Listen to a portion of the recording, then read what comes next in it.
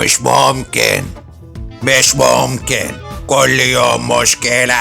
ده اتحدف علينا الواد كيمو ده من أي ناحية، ده جاي لنا من أي مصيبة. حازم بيه، يا حازم بيه، كيمو مخلص في شغله، ده حتى كان سهران على الصبة أول امبارح ومطلق. مخلص ايه يا باشمهندسة؟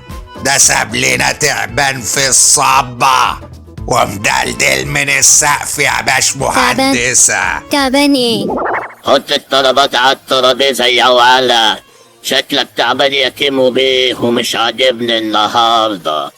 اجيب لك واحد ليمون قبل الفطار يا هندسة؟ لا يا ندوح، طوالي على الشبراوي بقى. انزل بالصواريخ على الترابيزه على طول، انزل بالسندوتشات. احنا جعانين يا كيمو. خلاص درقنا جري. اوعى تنسى يا ندوح، خليه يزود الطحينه في الصاروخ ويقلل البتنجان في الصاروخ يا كيمو. تعبان؟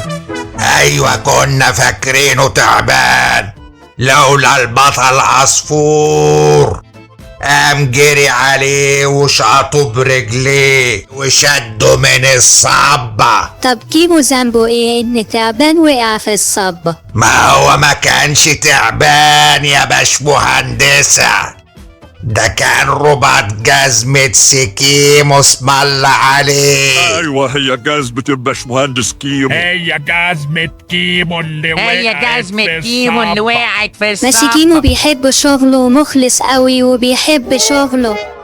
عبير يا اخوانا واكل عقلي قوي، مش عارف اعمل ايه مع ابوها. يا عمي ما لقيتش الا صوته زي دكر البط ده وتحب لي بنته. يا عمي دي خرصه خلاص، الدنيا كلها بقت سكتم بكتم عشان ما تحبش في الدنيا دي الا واحده خرصه صحيح، بس دمها خفيف وعسلايه، دي عليها غمزه عين، ويا خرابي عليها لما تسبت.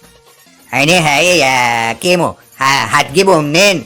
ده ابوها شكل الفضائيين وعينيه قد فنجان القهوه.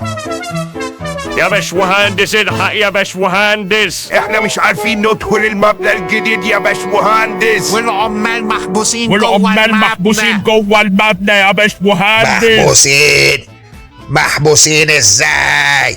ايوه يا حازم بيه، انا نبهته قبل ما يكمل الحيطه ان ده مكان الباب ومدخل العماره، واتنرفز عليا وقال لي انه ما يحبش حد يتدخل في شغله. اتنرفز؟ نسي يحط الباب في مدخل العمارة؟ هاتولي الواد كيمو.